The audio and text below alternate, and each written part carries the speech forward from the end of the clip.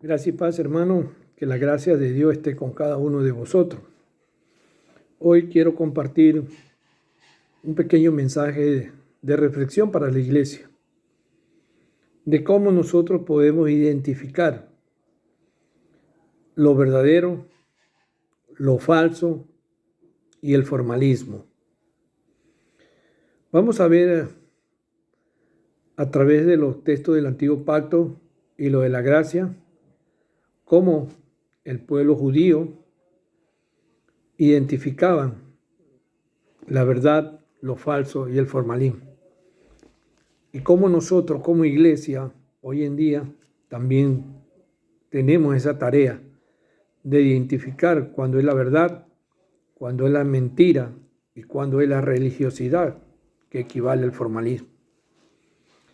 Vayamos al libro de Deuteronomio, capítulo 10, versículo 12. Como siempre voy a dar la cita, hago un bosquejo de lo que viene hablando el profeta y ustedes pues lo analizan a profundidad para que ustedes también disciernen en el espíritu lo que Dios utilizaba a los profetas. En Deuteronomio capítulo 10, versículo 12, dice Moisés en este versículo que el amor de Dios es un mandato. Y este mandato tenía requisito, que era justamente adorar a un solo Dios, al Dios verdadero. Y el pueblo tenía temor a Jehová porque era muy sincero cuando ellos estaban bajo los mandamientos. ¿Y cómo identificaban la verdad el pueblo de Israel? Aquí lo dice pues justamente Moisés a través de este libro.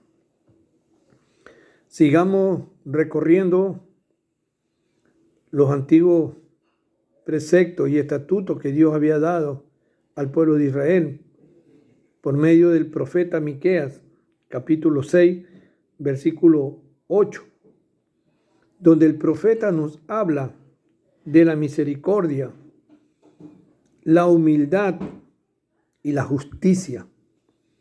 Sabemos que la justicia de Dios era la obediencia y el pueblo tenía ese corazón humilde, ese corazón de misericordia y sobre todo era un pueblo obediente porque sabían identificar que ellos estaban adorando a un solo Dios, a ese Dios verdadero.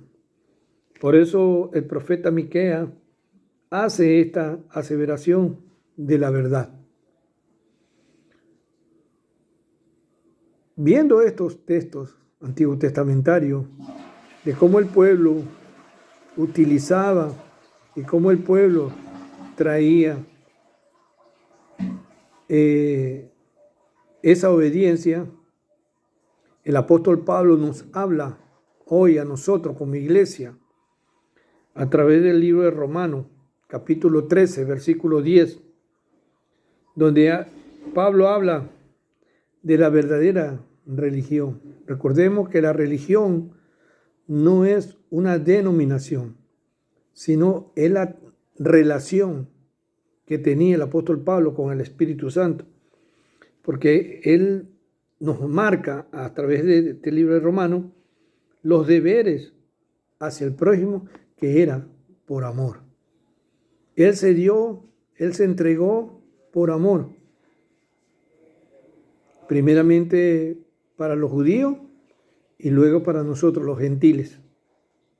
Ese amor por la verdad le costó su vida, le costó entender cuando fue tomado como instrumento, donde Dios le dijo, instrumento me he escogido para que padezcáis por causa de mi nombre. Todo creyente, todo que se dice cristiano, tiene que demostrar la verdad con su vida, con su testimonio de que verdad fue transformado. El apóstol Santiago también nos ayuda a entender un poco más acerca de cómo identificar la verdad. Nos dice en el capítulo 1, versículo 27, que está hablando de la pureza espiritual que nos lleva a una verdadera coinonía entre el espíritu y mi espíritu. Esa relación que debe tener el creyente con el Espíritu Santo es que nos lo lleva, los guía a discernir en el espíritu cuando es la verdad. Y cuando es la verdad, la abrazo. Cuando es la verdad, la vivo y la practico. Porque hay esa coinonía entre hermanos. Y somos sensibles en todo nuestro llamado. Entonces aquí Santiago nos demuestra una vez más de cómo él fue transformado y cómo él abrazó esta verdad. Ahora veamos cómo podemos identificar una falsa verdad, un falso cristianismo y un falso maestro. Marcos capítulo 7, versículo 6. Aquí el evangelista Marcos habla de un alejamiento de su pueblo, porque ellos habían sido sumergidos en la idolatría, habían sido sumergidos en lo que no quería el pueblo realizar y hacer todo conforme a su voluntad y no a la voluntad de Dios, porque este pueblo tenía un corazón perverso y una falsa profesión que se materializaba y se presentaba en la hipocresía. Por eso Jesús siempre denunciaba la hipocresía religiosa que ellos profesaban y lo identificaba que estaba en esa falsedad. El libro de Hechos capítulo 15 nos sigue hablando también acerca de esta falsa verdad y esos falsos enseñanzas. Hechos 15, versículo 10 nos da una evidencia que ellos, el pueblo, era ritual, ritos y costumbres. Iban al templo, bajaban del templo, iban a su trabajo, al templo, pero no amaban al prójimo, no servían al prójimo. Así es el falso. Y creen en pura ceremonia, pero no obedecían. Así lo demuestra el libro de Hechos capítulo 15, versículo 10, de esa falsa enseñanza. Pablo también le da instrucciones a su máximo colaborador, a Tito, en el capítulo 1, versículo 16, que habla de que sus hechos y su mala obra por la desobediencia llegaban a ser falsos maestros. Pablo le da instrucciones a Tito para que sea él testimonio de la verdad, pero identifique aquellos falsos que estaban introducidos dentro de la iglesia y dentro del pueblo de Dios. Porque ahí se manifestaba lo que venimos hablando en Marcos, la hipocresía. La hipocresía se da evidente en un creyente cuando sus conductas, sus hechos, dicen lo contrario a lo que ellos hablan y a lo que ellos profesan. También el evangelista Juan, en su primera carta, capítulo 3, versículo 18, no habla de esta profesión o de esta falsedad de cristianismo, que ellos solamente lo hacen por obra. Lo mismo que hacían los escribas, los fariseos, subían al templo, llevaban los sacrificios, bajaban del templo, pero era manifiesto su hipocresía. Entonces estamos identificando ya la verdad, la falsedad, y ahora nos queda identificar el formalismo por la religiosidad. para entender de qué manera Dios quiere una iglesia pura, sin mancha y sin arruga. Que a través de este estudio, ustedes como iglesia se vean a la luz de las Escrituras y entender si es verdad lo que estoy viviendo. El formalismo. Veamos qué nos dice Isaías, capítulo 29, versículo 13, al respecto de esto. El profeta nos está hablando de un corazón perverso, porque el pueblo se había ido en pos de otros dioses. El pueblo de Israel tenía ese corazón ya endurecido. Y el profeta comienza a hablar porque el pueblo estaba guiado por la hipocresía. Había muchos líderes, muchos maestros, de las cuales pues los guiaban por caminos, no caminos rectos, porque le ayudaban, nos confrontaban, y por eso el pueblo se desviaba. Y llevaban tradiciones de hombre y preceptos humanos. Isaías siempre fue utilizado por Dios para llevar un mensaje recto, contundente. La lengua aramea y la lengua hebrea es directa.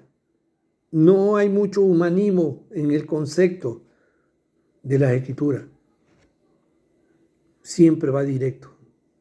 Por eso cuando Jesús estuvo como hombre, Él decía, mi Padre y yo uno somos, porque hablaba un solo lenguaje, hablaba un solo mensaje. El evangelista Mateo, en el capítulo 23, denuncia la hipocresía religiosa de ese momento, porque todo el capítulo 23 son puras exhortaciones al pueblo religioso, que estaban dados a ritos y costumbres, a formalidades. Hay un pasaje donde dice que le dijeron, mira, tus discípulos no se lavan la mano y están transgrediendo el mandato de los ancianos. Ahí no dice si están transgrediendo el mandato de Dios, sino de los ancianos, porque ellos eran guiados por sus formalidades, por sus rituales que ellos hacían. El evangelista, aquí a través del capítulo 23, nos da un entendimiento de cómo el pueblo judío era formal y ritualista. El apóstol Pablo nos enseña a través de su carta que el formalismo siempre va a estar latente en el pueblo creyente. ¿Y cómo lo va a identificar? Pues la palabra tiene la respuesta. Colosenses capítulo 2, versículo 20. Pablo denuncia el formalismo porque ellos estaban dados también a las ceremonias. Pablo dice que nosotros somos muertos al pecado por medio de Jesucristo.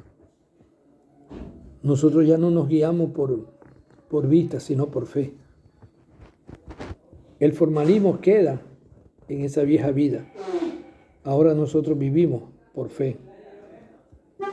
Sigue hablando el apóstol Pablo en su segunda carta que le escribe a su hijo Timoteo, capítulo 3, versículo 5, donde Pablo identifica que debe haber una separación del formalismo al espiritualismo, porque en la ley todo era físico, en la gracia es espiritual.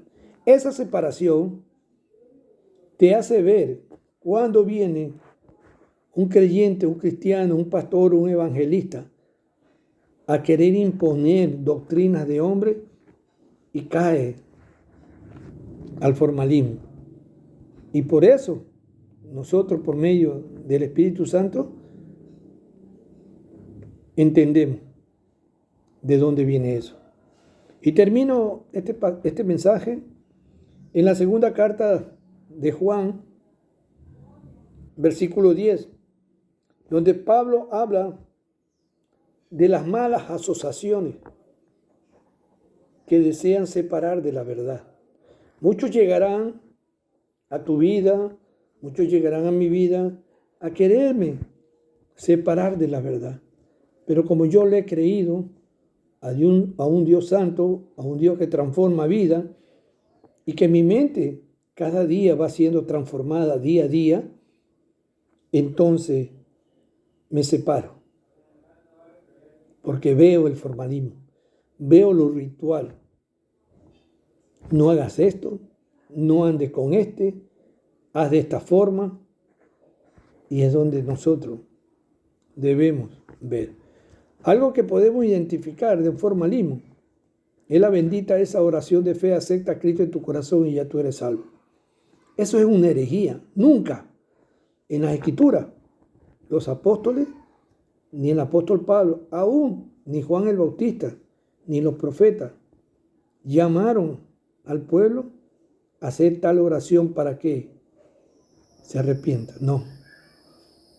Hay un solo mensaje para alcanzar la vida eterna y es a través del arrepentimiento. Por eso el formalismo lleva a mucho pueblo a estar engañado y defiende lo indefendible. Por eso Dios nos ayuda a ser veedores, defensores de la verdad, aborrecedores de lo falso y aborrecedores del formalismo. Gracias y paz, hermano. Un abrazo. Seguiremos compartiendo verdades y reflexiones para que estemos preparados para aquel día. Gracias y paz.